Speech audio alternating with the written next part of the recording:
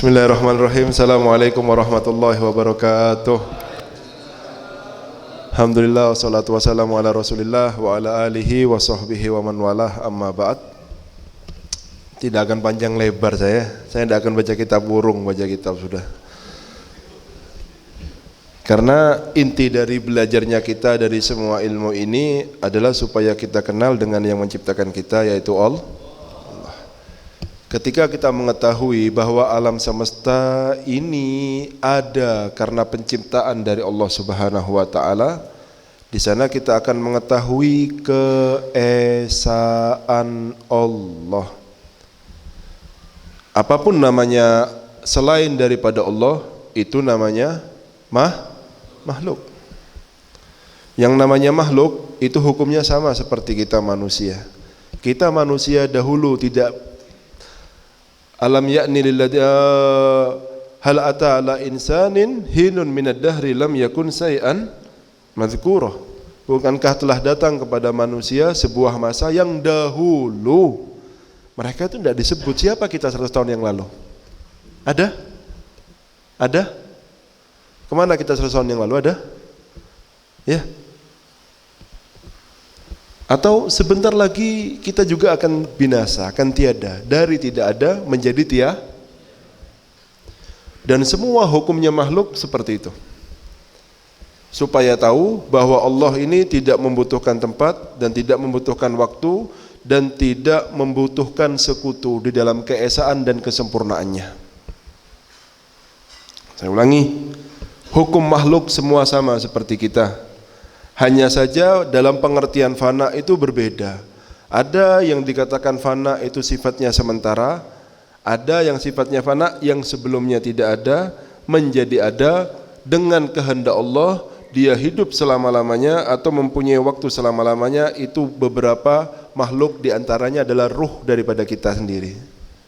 Dahulunya tidak ada, menjadi ada dan tidak akan sirna selama-lamanya. Hari kiamat disembunyikan kelak di tempat tertentu yang mana Allah yang lebih tahu. Ada yang mengatakan ada di mana namanya? Apa namanya? Pohon apa namanya? Sidratul Muntaha. Di Sidratul Muntaha terkumpul di sana semua, dikeluarkan kembali oleh Allah Subhanahu wa taala sampai masuk ke dalam, di antaranya adalah surganya Allah, nerakanya Allah yang dahulunya tidak ada lalu diciptakan oleh Allah, lalu diabadikan oleh Allah dengan kehendak daripada Allah. Supaya tahu bahwa Allah adalah Maha Pertama yang tidak ada permulaan dari pertamanya, dan Allah adalah Maha Akhir yang tidak ada akhirnya.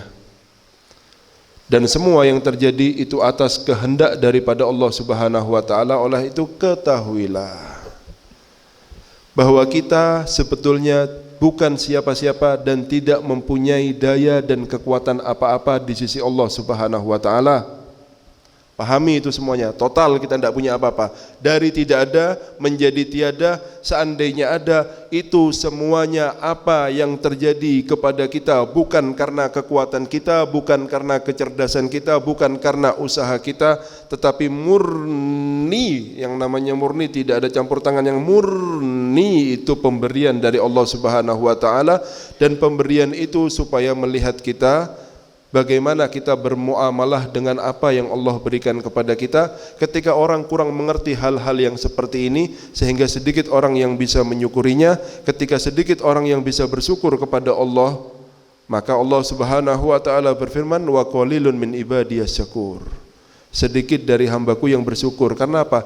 Masih melihat dia yang bekerja, masih melihat dia yang berusaha, masih melihat dia yang cerdas, masih melihat ini adalah kekuatannya, ini adalah usaha, ini loh. Melihat diri sendiri yang mengerjakan itu kebodohan yang nyata sudah. Paham ya? Karena orang yang dikatakan dekat kepada Allah adalah orang yang menyaksikan kedekatan Allah kepadanya. Ada derajat lain? Ada, tidak perlu diterangkan. Ini rata-rata umum manusia seperti kita. Siapa orang yang dekat sama Allah adalah orang yang menyaksikan kedekatan Allah dengannya. Semakin dia merasakan kedekatan Allah dengannya, dan memang begitu hakikatnya, ya, lebih dekat daripada hablul warid, tulang urat leher ini. Gimana dekatnya urat? Di dalam kita. Dekat itu biasanya ada jarak walaupun sedikit. Itu baru namanya Yang namanya dekat itu selalu ada jarak walaupun sedikit. Tetapi bagaimana ada jarak kalau itu ada dalam diri kita sendiri? Yang kita ini tidak mempunyai daya ketika daya itu ditarik oleh Allah Subhanahu wa taala. Sekarang kan ada orang yang bangga sama kekuatannya. Dikasih sakit sebentar tidak punya daya apa-apa sudah. Biar tahu kalau sebetulnya kekuatannya itu bukan punyanya. Ada yang orang gaya sama hartanya kan, dilirik sedikit sama Allah tidak ada hilang, biar tahu kalau sebetulnya harta itu bukan karena usahanya. Ada orang yang tidak punya lalu dikayakan, biar tahu ya, kalau Allah ini yang mengayakannya bukan karena dia usahanya, akalnya tidak nutut kalau dulu akalnya kalau saya bisa sekaya ini, tidak ada. Tetapi sedikit orang yang mengambil pelajaran. Ketika diberi sama Allah merasa kalau itu adalah usahanya, merasa itu karena ilmunya, dan perasaan-perasaan itu menunjukkan bodohnya dia dan tidak kenalnya dia sama Allah Subhanahu. Baik itu diberi ataupun tidak diberi, semua adalah murni karunia dari Allah Subhanahu wa taala. Barangkali orang yang tidak diberi itu diakhirkan oleh Allah, yang mana ketika diakhirkan dia akan mendapatkan sesuatu lebih daripada apa yang dia minta. Tetapi manusia dengan sifat manusiawinya selalu berharap apa yang dia minta itu selalu terkabul dengan cepat tanpa harus menunggu lama. Karena itu berbahagialah ketika tidak diberi. Karena bukan sifat Allah pelit. Allah tidak mempunyai satu sifat yang namanya pelit. Seandainya tidak memberi itu bukan karena pelitnya Allah, tapi karena tahu maslahat kita yang lebih baik untuk kita. Kenali siapa Tuhan Anda, supaya kita tahu bagaimana bermuamalah. Semuanya adalah tulisan dan ketentuan dari Allah. Kita tinggal mengatur bagaimana menata hati dengan apa yang dituliskan oleh Allah Subhanahu wa taala. Dari situ kemuliaan dan kehinaan seorang hamba. Oleh karena itu, bahkan bala pun sebetulnya adalah pemberian dari Allah Subhanahu wa taala. Lalu berkata Rasul sallallahu alaihi wasallam, "Innallaha," bukan abghadha, berkata, "idza ahabba qauman." Bukan Allah mengatakan kalau benci kepada suatu kaum, tetapi kalau cinta kepada sebuah kaum, ibtala, dikasih bala, dikasih ujian. Lebih berarti bukan untuk orang yang dibenci, bahkan orang yang dicintai akan datang bala kepadanya. Menunjukkan bagaimana gerakan hati ketika datang tulisan Allah. Di sini kemuliaan seorang hamba atau tidak ukurannya. Karena apa yang dituliskan Allah pasti terjadi. Tetapi gerakan hati hanya Allah yang tahu, dan malaikat pun bahkan tidak tahu. Datang penyakit, datang miskin, datang kesusahan, datang musibah, datang ini, datang itu. Ini hatinya dilihat sama Allah. Gimana? Kalau seandainya Allah berkehendak, selesai semua masalah itu dengan sebentar. Tetapi masalah kecil ketika Allah berkehendak akan menjadi besar dan akan menyebabkan semua masalah dalam kehidupan kita semuanya. Tetapi orang akan selalu merasa tenang hatinya dengan semua masalah yang menimpanya ketika dia tahu bahwa dia mempunyai Tuhan yang selalu memperhatikannya. Tetapi bohong orang-orang yang berkata ketika dia mendapatkan kebahagiaan tetapi dia tidak ada Tuhan dalam hari-harinya. Demi Allah, bohong. Dia selalu dalam ketidaktenangan walaupun dia memiliki dunia dan seisinya. Katakan sekali lagi, demi Allah, bohong orang yang mengatakan tenang hatinya tetapi tidak ada Tuhan dalam hatinya sama sekali. Tidak ada Allah dalam hatinya, bohong.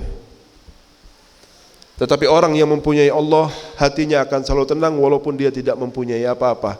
Karena yang mendapatkan Allah berarti dia mendapatkan segala sesuatu. Tetapi orang yang kehilangan Allah maka dia kehilangan segala sesuatu. Karena itu cari Allah jangan sampai hilang di hatinya. Ya, harus kenal ketika Allahu Akbar kita menghadap kepada siapa. Cerita dari tentara Afghanistan ketika perang. Ada seorang dokter ya dari negara lain, dia orang alim, dia orang ahli Al-Quran, kepengen ikut perang jihad bersama mereka, kepengen meninggal sebagai seorang syahid. Lalu ketika masuk waktunya sholat, Allahu Akbar, dia disuruh jadi imam. Jadi imam, Allahu Akbar, pesawat terbang di atasnya musuhnya, turunkan bom, jendur di depannya. Ya apa? Lari saya katanya. Lari, mana bom ya apa?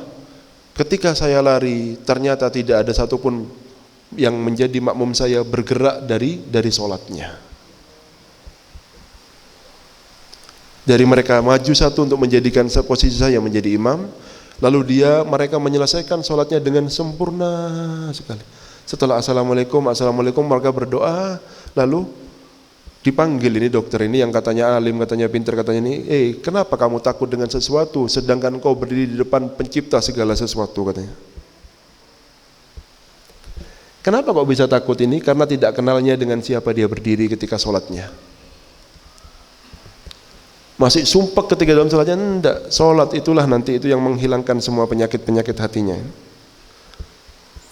Kita tidak faham kita ini, sholat ini nggak ada bersama siapa ini. Katanya orang ini, dari situ bergetar hati saya melihat orang-orang itu gimana sekennya ketika dalam sholatnya. Tidak goyang sama sekali. Walaupun ada bom-bom jatuh di depan-depannya, di belakangnya, seandainya jatuh ke depan sholatnya pun mereka tidak akan bergoyang. Faham ya? Faham ya? Semoga diberikan kenal kepada Allah Subhanahu wa Ta'ala. Karena tidak mungkin cinta kecuali kalau sudah kenal. Tak kenal maka tak sayang. Ya, ketika sudah cinta, dia siap mengorbankan sesuatu, segala sesuatu untuk kekasihnya. Sebelum cinta tidak akan mungkin bisa seperti itu semuanya. Masih ada sisa, masih ada eman-eman segini aja, segini. Itu terbagi seperti pembagian kita itu. Pembagian yang kita lakukan ini karena hati kita terbagi untuk banyak hal. Tetapi ketika utuh hati kita diambil oleh Allah, maka tidak akan lagi yang terbagi sudah. Tidak akan menukarkan Allah dengan apapun ketika orang sudah kenal dengan Allah. Semoga berkah ya. Bingung saya mau ceramah apa ini. Tetapi kadang-kadang perlu diterangkan siapa Tuhannya yang maha berkuasa. Karena itu orang yang pintar adalah yang kenal dengan siapa Allah dan tahu kalau dirinya bukan siapa-siapa, dari tidak ada dan akan menjadi apa yang ada padanya sekarang ini murni pemberian dari Allah. Jangan merasa kalau itu adalah usahanya ataupun ilmunya. Buahnya apa? Selalu dalam kehidupan hidup kita selalu diliputi dengan kesyukuran kepada Allah dengan segala apa yang Allah berikan kepada kita. Baik ataupun buruk datangnya dari Allah, maka ketahuilah sebagai seorang hamba kita harus menjaga adab dan harus menjaga hati, karena hati ketika datang musibah dan ujian itu Allah sebetulnya dalam ta'aruf kepada kita, ingin mengenalkan diri kepada. Ketika kita dilihat mempunyai hati-hati yang layak untuk menjadi orang yang dekat kepada Allah, maka akan didekatkan oleh Allah Subhanahu wa Ta'ala. Oleh karena itu orang menjadi dekat dengan Allah bukan ukuran banyak sholatnya, banyak Al-Qur'annya, banyak wiridannya, tapi bodoh tak kenal sama Tuhannya. Goblok. Kenali. Ya. Kenali siapa Allah. Semakin kenal sama badannya, semakin dia tahu sama Tuhannya. Man arafa nafsahu arafa rabbahu. Kalau masih dia itu merasa ibadahnya, apa yang dia punya adalah miliknya, usahanya, ilmunya, berarti belum tahu siapa dirinya. Kita ini dari tidak ada akan menjadi dia. Ngerti? Kullu ma fawqat turabi turabu. Setiap segala sesuatu yang ada di atas tanah akan kembali menjadi tidak ada apa-apa. Karena itu orang yang paling bodoh yang selalu mencari perhatian manusia dalam setiap amalnya. Karena sebetulnya dia tidak mencari perhatian siapa-siapa. Konyol, bodoh. Tidak akan mendapatkan ketenangan orang yang tidak ada Allah di dalam hatinya. Pegang omongan ini. Ketika ada Allah, maka di hatinya selalu tenang dalam bagaimanapun keadaannya. Sekali lagi, tidak akan tenang hati seseorang yang di dalamnya tidak ada Allah.